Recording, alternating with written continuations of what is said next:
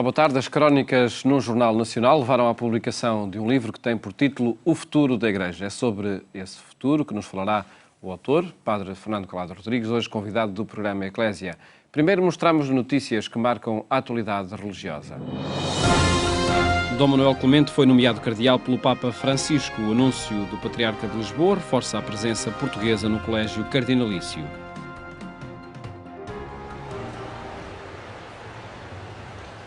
Il prossimo 14 febbraio avrò la gioia di tenere un concistoro durante il quale nominerò 15 nuovi cardinali che provenienti da 14 nazioni di ogni continente manifestano l'inscindibile legame fra la Chiesa di Roma e le chiese particolari presenti nel mondo. I nuovi cardinali sono Monsignor Manuel José Macario do Nascimento Clemente, Patriarca de Lisbona, Portogallo. O Patriarca de Lisboa é o primeiro cardeal português nomeado pelo Papa Francisco e passa a integrar o Colégio Cardinalício, onde se junta a outros dois portugueses, Dom José Saraiva Martins, prefeito emérito da Congregação para a Causa dos Santos, com mais de 80 anos, e Dom Manuel Monteiro de Castro, penitenciário-mor emérito. Após a oração mariana do Ângelus, o Papa anunciou a nomeação de 15 novos cardeais eleitores, a 14 de fevereiro, uma lista que, além do Patriarca de Lisboa, inclui prelados de proveniências muito diversas, como Cabo Verde, Etiópia, Myanmar, Panamá, Tonga, Tailândia e Vietnã, entre outros. Preghiamo per i nuovi cardinali affinché, rinnovando il loro amore a Cristo, siano testimoni del suo Vangelo nella città di Roma e nel mondo e con la loro esperienza pastorale mi sostengano più intensamente nel mio servizio apostolico. Neste momento, há 110 cardeais eleitores, número que vai subir para 125 após o consistório, marcado para 14 de fevereiro, 31 dos quais criados pelo Papa Francisco. Na Conferência Episcopal Portuguesa, a reação é de alegria pelo serviço que Dom Manuel Clemente é agora chamado a prestar à Igreja Universal. É uma alegria, é um gosto, como manifestou o próprio Dom Manuel Clemente, como Patriarca de Lisboa, por esta nomeação do Papa Francisco. Portanto, todos os bispos, certamente, e a Conferência Episcopal manifesta esse regozijo por esta nomeação. E é uma presença assim, mais próxima de Dom Manuel, do Patriarca de Lisboa e Presidente da Conferência Episcopal, junto do Papa Francisco, quer nos momentos de consistório, de reunião, de consistório, quando for convocado para isso, quer também quando for consultado e o Papa pedir alguma sugestão, opinião, alguma colaboração, mesmo individualmente, que pode fazê-lo também. Aos 66 anos, Dom Manuel Clemente entra no círculo dos conselheiros do Papa. Dia 14 de fevereiro, o Patriarca de Lisboa passa a integrar o Colégio Cardinalício e a tomar parte na eleição do novo Pontífice. Patriarca de Lisboa desde julho de 2013 e Presidente da Conferência Episcopal Portuguesa, Dom Manuel Clemente vai tornar-se no 4º cardeal português do século XXI e no 48º da história. É também o primeiro a ser designado no atual pontificado do Papa Francisco. Esta nomeação surge após a resignação do cardeal Dom José Policarpo, que faleceu em março de 2014, e reforça a tradição do Patriarca de Lisboa ser nomeado cardeal pelo Papa. Uma tradição apenas, pois nada obriga o Papa a nomear cardeal o Bispo de Lisboa. Este facto traduz antes o reconhecimento por parte do Papa Francisco da importância pessoal e da experiência pastoral de Dom Manuel Clemente, chamando-o assim ao círculo próximo daqueles que o auxiliam no governo da Igreja.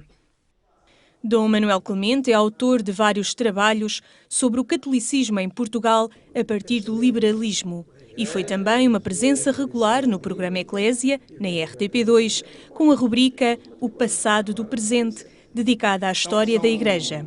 É também membro do Conselho Pontifício das Comunicações Sociais da Santa Sé. Dom Manuel foi um dos delegados da Conferência Episcopal Portuguesa no Sínodo dos Bispos para a Nova Evangelização, realizada em outubro de 2012 no Vaticano, e representou a Conferência Episcopal Portuguesa no Sínodo Extraordinário sobre a Família, em outubro de 2014. Com os nomes agora anunciados, o Papa Francisco reforça a presença das periferias da Igreja Católica no Colégio Cardinalício. Monsenhor Arlindo Gomes Furtado, Vescovo di Santiago de Cabo Verde, Arcipelago de Cabo Verde. Monsenhor Soane Patita Paini Maffi, Vescovo di Tonga, Isole di Tonga. Cabo Verde e a ilha de Tonga estão agora representados ao mais alto nível no Vaticano, mas as nomeações do Papa para o Colégio Cardinalício distinguiam também países como o Vietnã, Myanmar, Etiópia, entre outros. A escolha confirma o rumo que tinha sido definido no primeiro consistório, em 2014, de abrir o Colégio Cardinalício a uma das prioridades do pontificado, que são as periferias da humanidade. Isso parece-me bastante claro. Obviamente, por exemplo, Portugal, historicamente, é um país católico de enorme tradição, mas geograficamente está nas periferias da Europa. Portanto, nós não podemos sentir-nos excluídos desta dinâmica do Papa Francisco. Francisco, que não se cansa de desafiar a Igreja a trabalhar nas periferias, mobiliza agora cardeais nos contextos e ambientes culturais mais distantes do centro da Europa. Portanto, vemos que há aqui uma mensagem. Há dois bispos italianos, mas um deles é o arcebispo de Agrigento, que é o bispo responsável pelo território de Lampedusa. E só por si também quer dizer muito. Quer dizer que o Papa Francisco quer ter junto de si, nesta espécie de senado, que é o Colégio Cardinalício, conselheiros que conheçam realidades diferentes das realidades dos corredores da Cúria Romana, que saibam não só falar do que é a Igreja, eu penso que isso talvez seja importante, mas perceber o que é que o mundo, e mesmo o mundo não cristão, espera da Igreja Católica. As nomeações destes 15 novos cardeais revelam uma tendência para reduzir o peso europeu no grupo dos cardeais e na Cúria Romana, que, no entender do Papa, deve traduzir na sua composição a pluralidade e as características do cristianismo vivido nas mais diversas realidades culturais. O que é que o Papa Francisco quer de todos os colaboradores, nomeadamente dos mais próximos, dos cardeais? O último discurso à Cúria Romana diz o que não quer, as doenças que é necessário evitar. Um enumerar de doenças que dizem o que o Papa Francisco quer de todos os cristãos, de todos os colaboradores, nomeadamente os que o ajudam mais de perto na Cúria Romana. Muitos são cardeais, membros dos diferentes organismos da Santa Sé. A todos, o Papa pediu que evitem 15 doenças. Um catálogo que Francisco explicou quando recebeu os membros da Cúria no encontro de Natal, que deve ser tido em conta, antes de tudo, por aqueles que fazem parte de uma comunidade que deve ser modelo de igreja. É bello pensare alla Curia Romana come a un piccolo modello della Chiesa, cioè come un corpo che cerca seriamente e quotidianamente di essere più vivo, più sano, più armonioso e più unito in se stesso con Cristo. Objetivo que se atinge evitando 15 doenças. O Papa deseja que cada um dos membros da Cúria Romana e de qualquer cúria ou comunidade deixe desde logo a tentação de se sentir insubstituível e admita a necessidade de correção. Una curia che non si autocritica, che non si aggiorna, che non cerca di migliorarsi, è un corpo infermo. Para saber como o Papa deseja que sejam os cardeais, basta seguir o elenco das doenças ou tentações a evitar. Sentir-se imortal, viver o martismo, a ocupação excessiva, a petrificação mental e espiritual ou a excessiva planificação, evitar a má coordenação e o Alzheimer espiritual. Lo vediamo in coloro che costruiscono intorno a sé dei muri e delle abitudini, diventando sempre di più schiavi delle idoli que hanno scolpito com le loro stesse mani. Francisco não recomenda ainda atitudes de rivalidade, o cultivo da aparência, das cores das vestes ou das insígnias, o hábito das murmurações, o carreirismo e oportunismo, também a indiferença diante dos outros, provocada pela perda da sinceridade e calor das relações humanas. O Papa alerta ainda para a doença da esquizofrenia existencial. È la malattia di coloro che vivono una doppia vita, frutto dell'ipocrisia tipica del mediocre e del progressivo vuoto spirituale che lauree o titoli accademici non possono colmare. Doenças e tentações que, quando afastadas, evitam arrogância e atitudes sombrias, porque os cristãos devem, antes de tudo, ser alegres. L'Apostolo deve sforzarsi di essere una persona cortese, serena, entusiasta e allegra che trasmette gioia ovunque si trova. Un cuore pieno di Dio è un cuore felice che irradia e contagia con la gioia a tutti coloro che sono intorno a sé. Lo si vede subito. Um catálogo que permite definir o perfil dos cristãos, nomeadamente daqueles que são os mais próximos colaboradores do Papa, enumerando aspectos que não devem fazer parte dos membros da Cúria Romana. Francisco definiu o perfil que deseja para cada um deles e também para todos os que fazem parte de comunidades, congregações, paróquias e movimentos.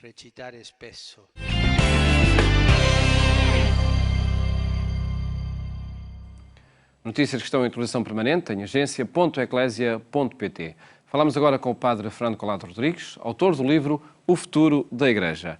Padre Fernando Calado, muito obrigado por estar neste programa. Obrigado. Parabéns pelo livro também.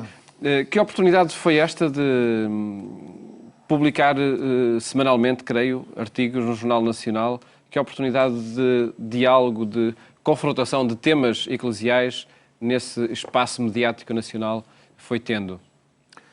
É importante que a Igreja dialogue com o mundo e que traduza para o mundo os seus assuntos, as suas problemáticas. E muitas vezes o discurso da Igreja é um pouco hermético, um pouco difícil de compreender, pouco acessível àqueles que não são iniciáticos. E fizeram-me esse desafio de traduzir de forma simples, clara e frontal muitas das questões que marcam a atualidade e que podem permitir uma reflexão cristã. E é essa a minha preocupação, é refletir sobre aquilo que acontece e refletir de forma clara, de forma simples, que todos os públicos possam entender. E é esse o resultado que está na origem desse livro, que eu pretendo que seja uma oferta a ajudar as pessoas a compreender melhor as questões que marcam a Igreja neste terceiro milénio. Há temas tabus aqui tratados ou não tratados, ou todos eles são incluídos no debate que tenta proporcionar? Eu penso que a Igreja abandonou uma postura de declarar temas tabus, mas de sabê-los enfrentar todos de forma frontal, sem esconder, com pena, com sofrimento, em muitos casos, que não é agradável para a Igreja que determinadas coisas aconteçam no seu seio, mas é importante nós olharmos com frontalidade e encontrar as formas de os prevenir, de os resolver, se possível, e de encontrar soluções e respostas para os dramas humanos e para os dramas das pessoas. Os temas aqui tratados correspondem, e até a opinião que passa nos artigos corresponde à doutrina da Igreja ou a um espaço de debate? Eu acho que todos nós, todos os cristãos, os sacerdotes incluídos, podem refletir sobre aquilo que acontece e ajudar a Igreja a trilhar novos caminhos. Mas devemos ter um esforço em manter-nos fiéis à tradição e àquilo que é o Evangelho. E hoje, mantermos-nos fiéis aos dinamismos que o Papa Francisco está a lançar na Igreja. O Papa está a obrigar a Igreja a sair de si, a recentrar-se no fundamental, a regressar, porventura, às origens e à mensagem evangélica de Jesus Cristo, e acho que por aí temos muito espaço de reflexão e muito espaço, embora eu reconheça que podemos pensar e inovar e renovar na fidelidade à tradição da Igreja. Uhum.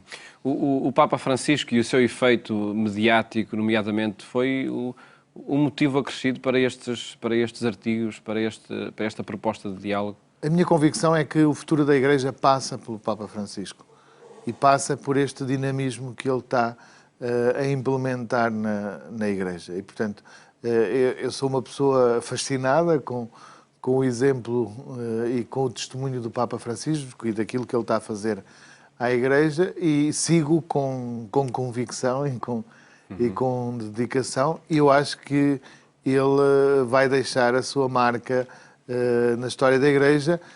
Não é um fenómeno que nós possamos desligar de todo o percurso que o papado tem feito ao longo dos outros anos. Acho que o Papa vai fazendo uma caminhada aos ombros de gigantes e, portanto, eu acho que todos os papas, sobretudo os papas do século XX, acrescentaram alguma coisa à Igreja, e este está a dar o seu contributo decisivo e importante, e que eu acho que vai deixar marcas no rosto da Igreja. E centrando-nos no título do livro, O Futuro da Igreja, partilha de facto este entusiasmo em torno do Papa Francisco.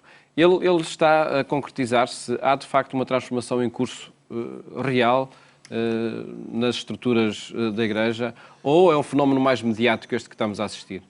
Tem muito de mediático, tem muito... Eu penso que para já aquilo que o Papa Francisco está a fazer é mudar o ambiente. É mudar o ambiente. Depois criar condições para a reflexão. E para a reflexão dos tais temas tabus e dos tais temas difíceis.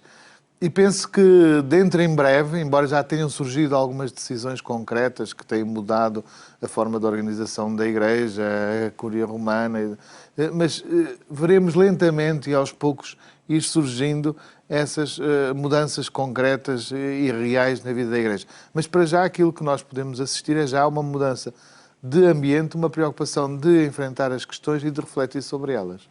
E acredita que esse ambiente está a mudar mesmo no interior da própria Igreja, nos locais onde é necessária a reforma? Eu penso que há setores em que há algumas resistências. Isso é claro, e não podemos escamotear nem esconder, e sabe-se que assim é. Mas eu penso que este efeito Francisco está, se calhar, a ter mais efeito até fora da Igreja e no exterior da Igreja, mas também está a mudar a Igreja a partir de dentro. Temas como os temas administrativos, económico-financeiros da Igreja, temas morais, existirá... O Papa Francisco terá oportunidade para a reforma necessária, arrumando a casa também nesses setores? Eu acredito que o futuro da Igreja passa pelo Papa Francisco, mas o futuro da Igreja não será, seguramente, como nunca foi, só o Papa Francisco. E, portanto, eu penso que ele conseguirá envolver outras pessoas, como está a envolver, a começar logo pelo Conselho dos 9 cardeais, e envolverá outras pessoas até que se consiga implementar, de facto, e essa reforma da Igreja tornar-se uma realidade. E depois temos que perceber também algo que às vezes não é dito, quer dizer, a Igreja não começou agora, nem começou com o Papa Francisco, quer dizer, toda esta reforma é algo que se foi construindo. Podemos marcar o Concílio Vaticano II como o marco que lançou esta reforma da Igreja, e que cada Papa tentou, na fidelidade à tradição da Igreja, à Sagrada Escritura e à abertura do Concílio Vaticano II, introduzir essa reforma, que se vai implementando com o contributo de todos, e podemos ver o contributo de todos os Papas, até este. Este tem tido melhor imprensa, tem encontrado uma linguagem que passa melhor nos mídia, tem uma postura mais simpática ou mais agradável do que outros, e tem tido sucesso mediático, mas não podemos dizer que a Igreja começa agora, nem começa com o Papa Francisco, ou que a reforma que estamos a assistir, que eu acho que é uma reforma conciliar, se deu a partir deste Papa. E o que é que tem chegado às várias localidades, aos vários espaços, às várias dioceses onde se realiza a Igreja. Este é um fenómeno do Vaticano. O que é que chega até nós, concretamente? E sobretudo, o que é que vai acontecendo também nessa reforma? Eu sou reforma? muito sensível ao discurso do Papa da atenção às periferias, porque moro numa periferia e trabalho numa periferia. Diocese de Bragança-Miranda, não é? Diocese de Bragança-Miranda. E mesmo nas periferias sente-se o efeito do Papa. Primeiro sentimos esta predileção que ele tem pelas periferias, que é uma predileção cristã, uma predileção do próprio Jesus Cristo.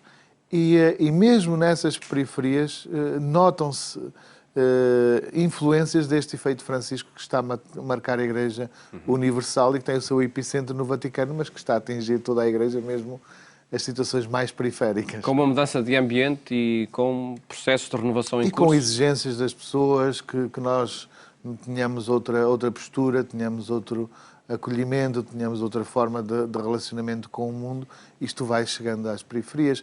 Pessoas que se sentiam um pouco discriminadas e que agora se sentem mais acolhidas pelo Papa e que nos testemunham isso. Eu tinha testemunhos concretos de pessoas que se aproximaram novamente da Igreja, que no passado se sentiam discriminadas e afastadas e que agora regressam novamente à prática religiosa, aos sacramentos, a uma relação com a comunidade cristã. Esperemos que assim continue e que também este espaço de diálogo através dos meios de comunicação social seja uma oportunidade para essa mudança de ambiente e de reforma. Padre Calado Rodrigues, muito obrigado, por ter estado aqui neste programa. Mais logo, acompanhe o programa Eclésia também na Antena 1, quando forem 22h45. Votos, boa tarde, até amanhã, se Deus quiser.